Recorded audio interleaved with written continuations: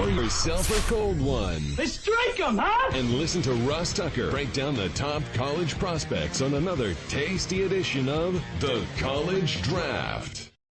Yeah, it is Daddy Soda time here on the College Draft Podcast, presented, of course, by DraftKings. I'm Ross Tucker, former NFL offensive lineman, 5 teams, 7 years.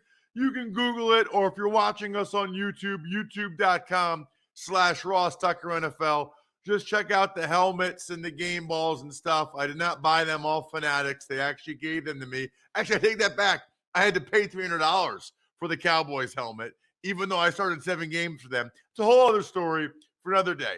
The point is, I got a lot of podcasts, and this is the one that everyone needs to be listening to or watching right now, because we are about 2 months away from one of my favorite events of the year, the 2022 NFL Draft.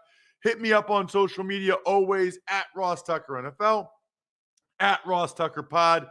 For those of you that want to watch, it's youtube.com/Ross Tucker NFL. So fired up for today's show for 2 reasons. One is we're going to actually dive into the process.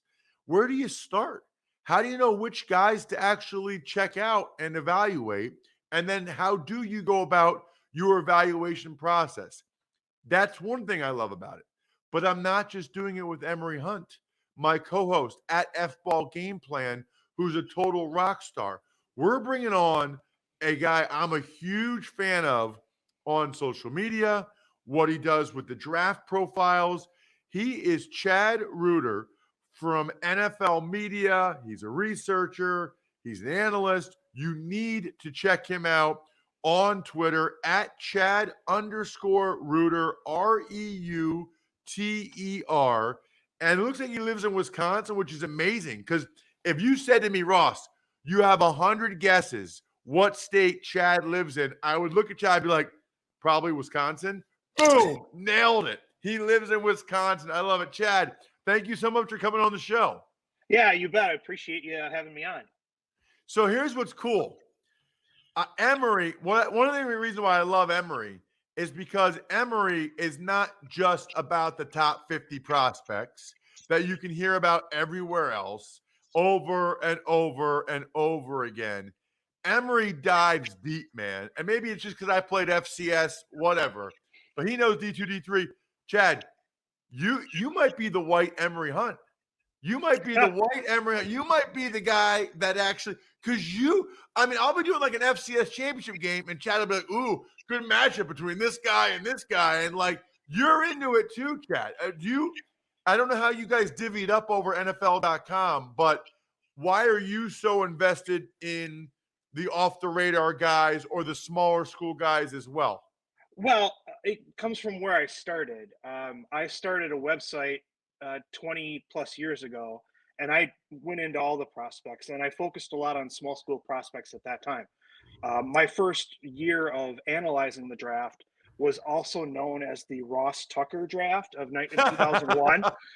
So, starting in the beginning, I got to know a lot of those guys. And then, one of my key roles with NFL Media is putting together all the information that is used during the Senior Bowl, the Shrine Game, and now we're doing NFLPA Game, the HBCU Legacy.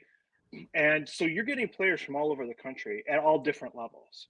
So you need to be aware of, a lot of the guys at that level, not just because they're in these games, because they're good players and they deserve a shot. And that's one of the great things about the draft is some of these guys that, didn't get very many scholarship offers, et cetera, they're getting their shot. And so I've really done that since the beginning. And as time goes on, you focus more on the FBS guys because they're the guys that are most likely. But you have to keep an eye on some of these other guys. And it's a fun part of the process. So I'm so glad you said that. I want to start there, I guess. I should have done a better introduction in the sense that, can you tell us exactly what – I just know that you know all about the prospects and that you do draft stuff for NFL.com. I guess I don't even really know, Chad, exactly what your role is at NFL Media. Well, the thing is, I'm not a on TV guy, so I'm a little bit under, behind the scenes kind of guy. I do a lot of the research on these players. When you watch the NFL draft, a lot of people either have, now they have an iPad or something in front of them that they're looking through as the draft goes on, especially on day 3 to find out, who these guys are and what they're doing. A lot of the data that they're looking at is stuff that I've put together over the course of the year. So I'm a researcher in that sense. And then when they want somebody foolish enough who's interested in doing 3-round mock drafts, 7-round mock drafts, they say, "Hey, Chad, why don't you do that?" Because none of the rest of us really want to do that, so it's up to you. And I have a lot of fun doing those too because they're basically just big puzzles. And people are into Wordle, Quirtle, all that stuff.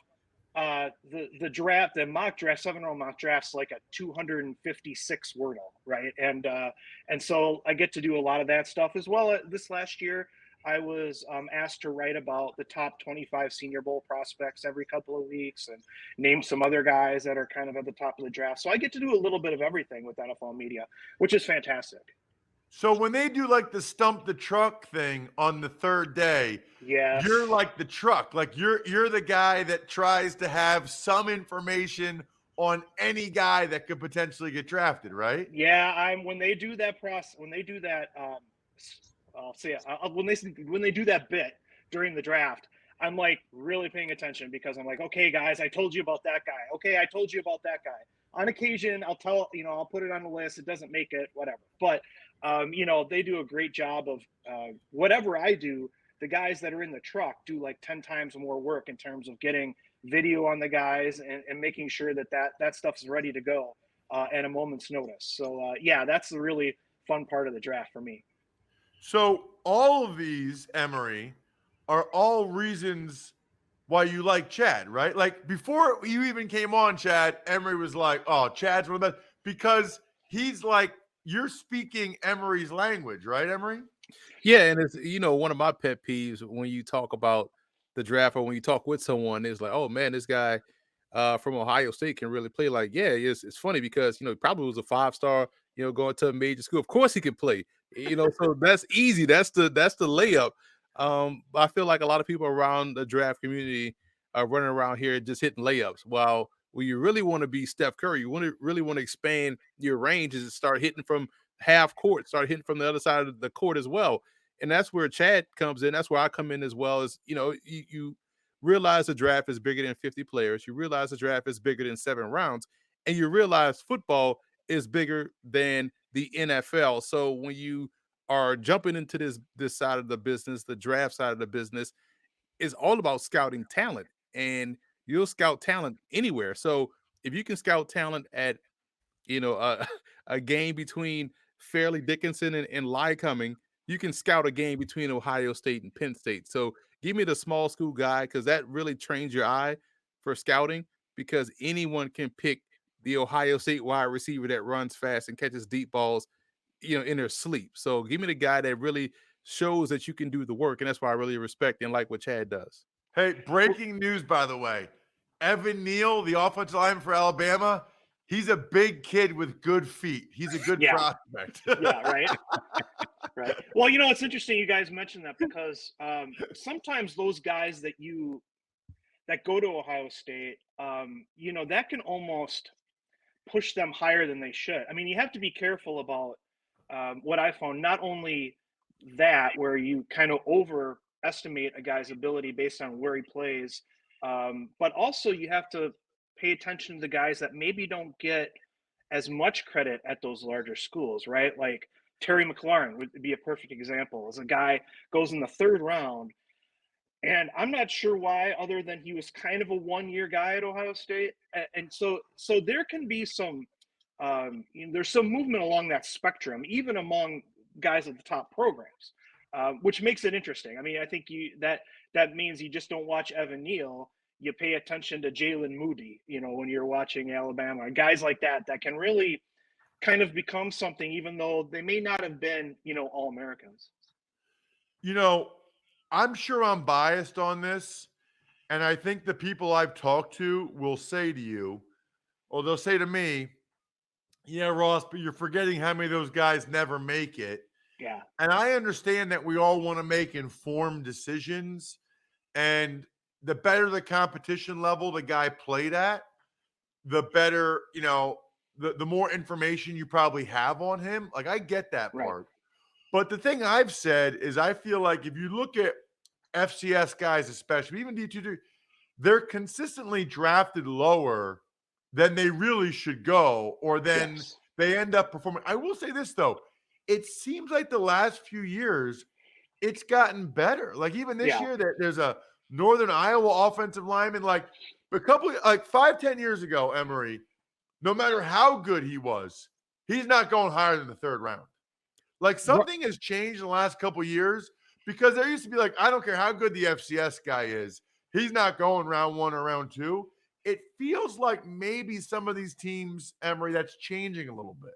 Yeah, you know what it is too. I think it's two big reasons. One, just from a 10,000 foot level, the games between FCS and FBS have become much more competitive. You're seeing more upsets, and it's really proven that the top tier FCS and Group of Five is really one and the same.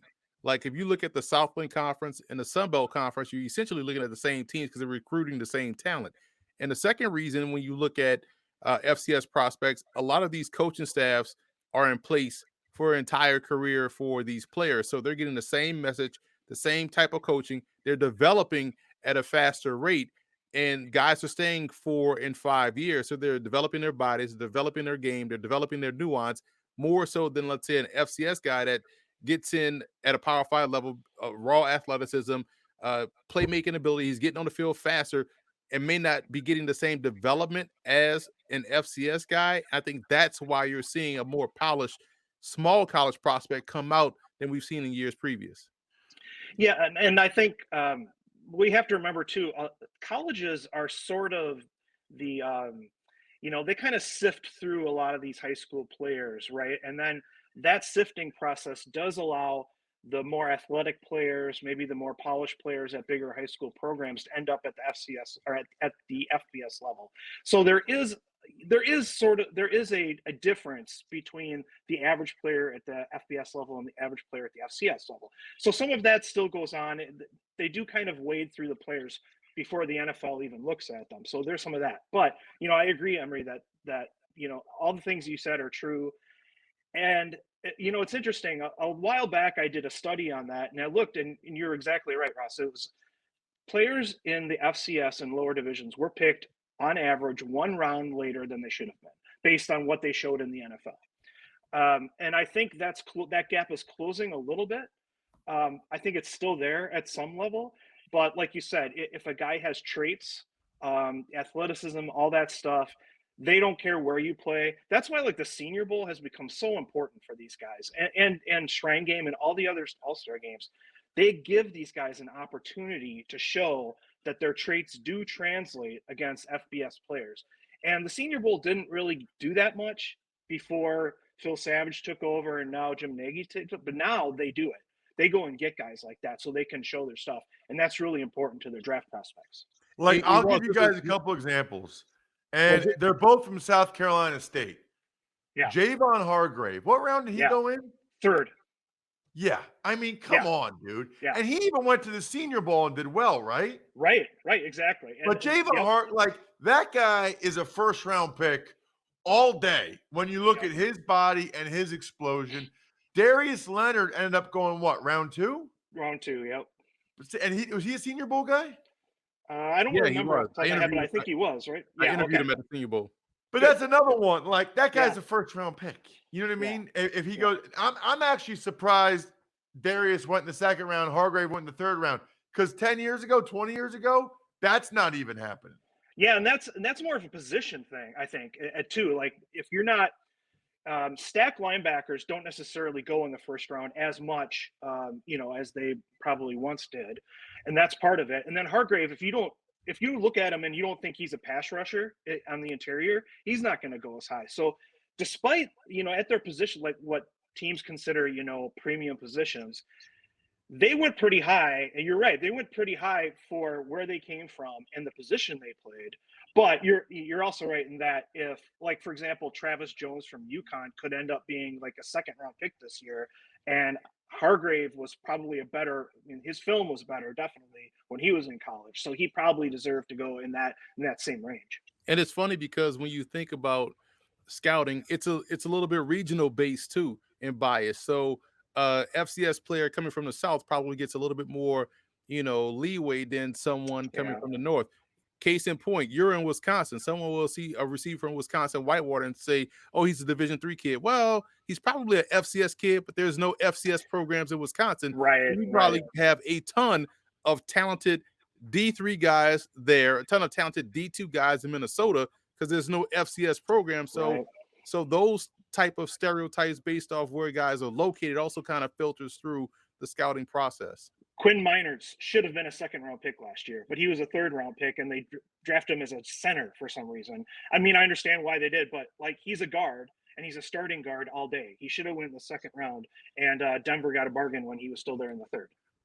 Before we get to your process, because I am curious about it, like how you guys know where to start, I want to make sure everyone is taking athletic greens like I am, because it's like cold and flu season. Drink your veggies. 75 high quality vitamins, minerals, whole food source superfoods. Look, if you see my social media at Ross Tucker NFL, and you see how many IPAs I drink or what I eat when I go out, you know I need athletic greens in my life.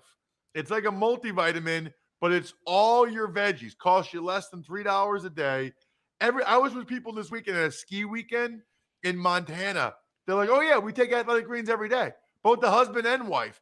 I didn't even know about this until I started advertising for them. Now everybody I talk to evidently takes it. To make it easy, Athletic Greens is going to give you a free 1 year supply of immune supporting vitamin D and 5 free travel packs with your first purchase.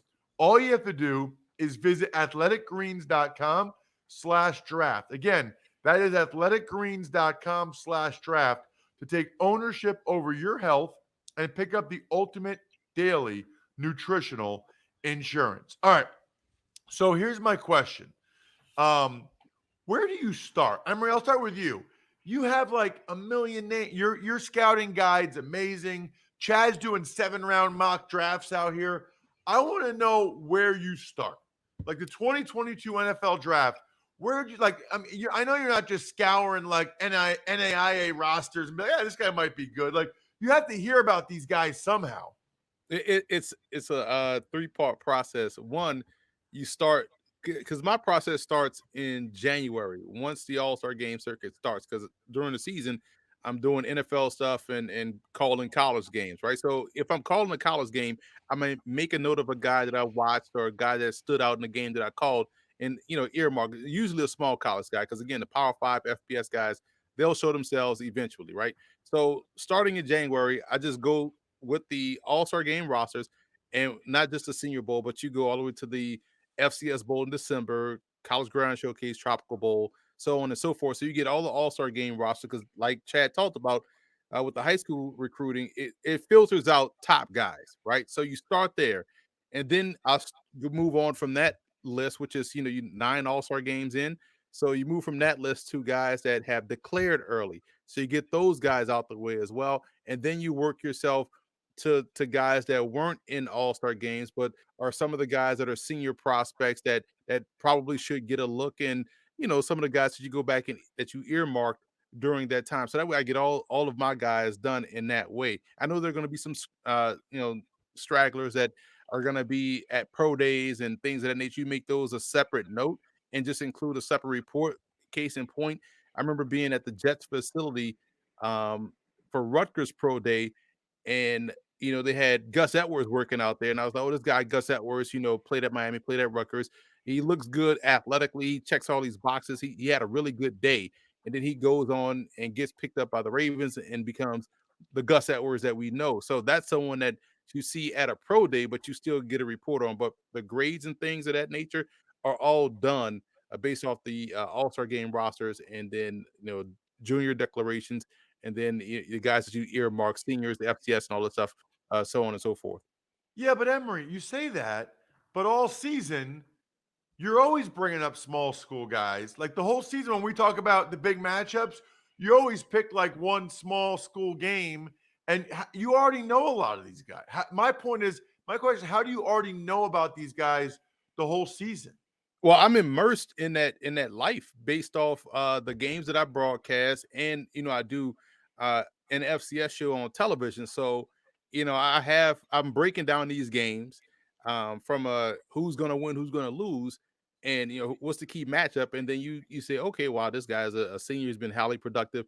You kind of highlight him in the report to circle back at the end of the season if he gets into one of these smaller all-star games. If not, this guy. Case in point, Menashe Bailey was someone that I earmarked from Morgan State when I was calling the game. So I'm like, man, this dude is explosive, top tier athleticism, but he ended up getting to the Tropical Bowl.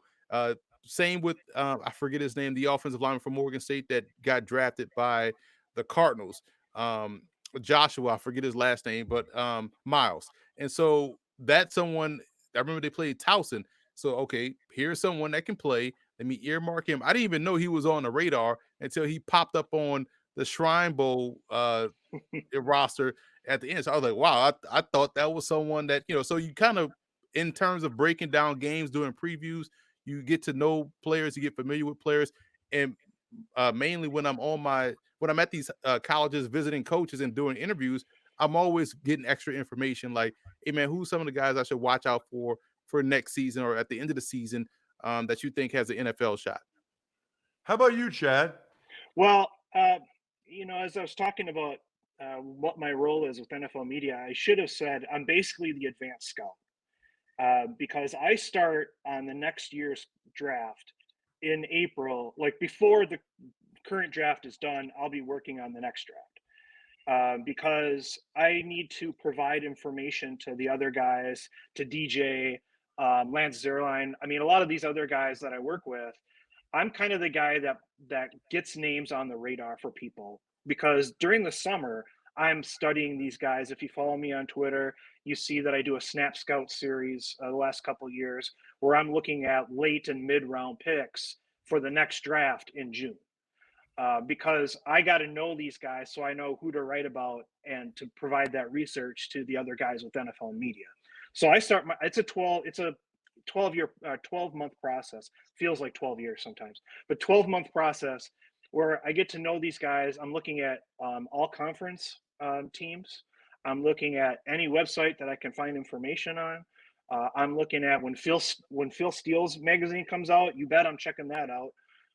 Any place that I can find information on guys at any level that makes sense in terms of their size, I look at the NCAA statistics for the year for Division III, Division II, FCS, all of that to see if there's guys that are highly productive, that have good size. And then I look at the film and I say, does the film match up with what an NFL team would expect for a guy? So I'm kind of going through that whole process during the summer and then researching these guys, putting together a lot of the information on these guys during the summer. Because if I waited until December or January to start this process, I would be overwhelmed. I put together information on over 1,000 players this year, and some of those guys were carried over from last year because of COVID. But I have to have a lot of information there because now with all the All-Star games that are out there, you're talking about like 600 guys that you need to know about, and that's not even including underclassmen. So I mean, a lot of underclassmen. So I start. It's a 12-month process for me. You know what I think is interesting? Last year, everybody was like, oh, there's only even 500 guys eligible for this draft. There's usually a lot more than that. But all these guys are taking the COVID year. They're grad transferring. Wait till next year's draft. Wait till next year's draft. Well, now it's next year's draft. And now I'm reading people say, well, Aiden Hutchinson's probably the number one overall guy, but he wouldn't even been top 10 last year. So No. which one is it? Emory, I'll start with you. Which one is it? Because everybody's like, oh, next year's, and now we're here. It's next year now, and now you're saying that the guy that might go number one wouldn't have even gone top 10 last year? Listen, what Chad and I tend to expose amongst the draft media and is how many people don't actually do work. So if you're saying one thing, you can't then talk out the other side of your mouth saying something else. Um, I feel like a lot of people that are interested in the draft, they're interested on a Saturday by Saturday basis. Because if you're saying that, then this year you should have double prospects graded. You should have a more in-depth knowledge of who's who and what's what and stacking. And if you're doing it the right way, then you can go back 5 years and say, oh, this guy would have been probably here or this guy would have been there. If someone is a top 10 player, that person is a top 10 player. Yeah. So if you think Hutchinson is a top 5 guy this year, then damn sure he's going to be a top 10 guy in any draft. So, people have to really understand what they're saying, but a lot of people just are in it for it's all about vibes for Well, a lot. let me ask you, Chad, is there a way to say, okay, the top is not as good in this draft, but there is more depth. There Yeah. is there a way to marry those statements that those people are saying? Yeah, that's what I was going to say. It's a little bit of both. So, Aiden Hutchinson, when I did my Senior Bowl rankings, he was number 2. Malik Willis is number 1. Aiden Hutchinson was number 2. That was Malik before the Willis season. number 1? Yes, before the season started. No wonder you and Emory love each other so much. Oh my God! Now I know this is a Malik Willis thing. Yeah. Well, I had to drop Malik a little bit after he threw like 3 interceptions 3 games in a row because you can't make those kind of decisions. But tools wise, the guy's fantastic. But so Aiden Hutchinson was already at the top of the draft, so there's no question about that. I love, by the way, Chad, your Senior Bowl. I read that all the time. Oh, okay, great. Yeah. Thank you. It is both. So a lot of the guys that decided to come back for this year were not top 100 guys. They were day 3 guys or guys that weren't going to get drafted anyway. So they decided just to come back, right? And you had some exceptions. There were probably 10 guys that would have been day 2 picks that decided to come back anyway because they want to try to make themselves first round picks. Jaquan Brisker from Penn State's perfect example. There's some other guys that are listed there too. So I figure there was 250 guys on the Senior Bowl watch list last year, and I think 50 some of them returned to school. So it's a little bit of both. A lot of the top guys came out anyway, and the thing is that there are so many underclassmen that are taken early in the draft now that it really, I'm not going to say it doesn't matter, but they carry the draft in a lot of ways. So, even if a lot of these seniors returned, it didn't really affect the top of the draft as much. Now, we're going to see that change a little bit this year because some of those guys decided to return. The seniors will be a little more, they'll populate the top 100 a little bit more than last year. Last year was sort of a down year because of the COVID, but it will return back to normal a little bit this year. And you know what else tends to trip people up? I think people grade in terms of round. If you eliminate round grades and just grade the player, then you're confident in your evaluation. So, for instance, let's say when I had I had the Lamar Jackson was the number 1 quarterback, right? And I had a top 5 grade on him or whatnot. So I think it was a 90. I had a 90 grade on him. So I don't care where he goes and where he's ended up being picked. I'm relying mainly on my evaluation saying that he's an all-pro talent, So I think some people try to grade to say, oh, this guy will be a first round pick. And you really can't control that. All I need to know is, did I nail the evaluation? And so therefore, when I say if I have a top 10 grade on somebody and he goes in the 5th round, and people say, oh, you had a top 10 grade on him, he went in the 5th round. 3 years, prime example, I had a 4th round rated grade on Carson Wentz. People flame me for that. He went top 2. Fast forward to now, looks like I was right on my evaluation. So if you focus on the evaluation and not where someone can go, because we know things influence where guys can go, and people have to go where they go, but if you're getting the evaluation right, then you can say, okay, yeah, this guy's a top 10 talent based off his strengths and weaknesses. Otherwise, you're playing a guessing game that you're going to always end up losing. Chad, I got good. Oh, go ahead. I got good news and bad news for you, Chad. Yeah. The bad news is like we're going to wrap up the show now. The good news is, well, maybe this might be bad news. You're coming on again, bro. Like, you are coming on again. This was awesome. This is exactly what I was hoping it would be. Chad is awesome on social media. A lot of times he'll reply to my food or beer tweets, which I love. He's a good evaluator of my beer and food as well. Make sure you check. This guy is the man behind the scenes.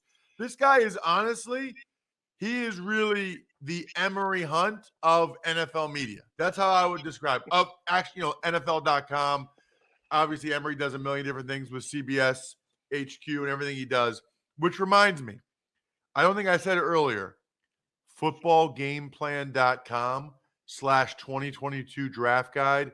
Saw a couple people tweet at us last week showing their order. I love it. Keep them coming. We love seeing those. Footballgameplan.com/2022 draft guide. Follow him on Twitter at FBallGamePlan.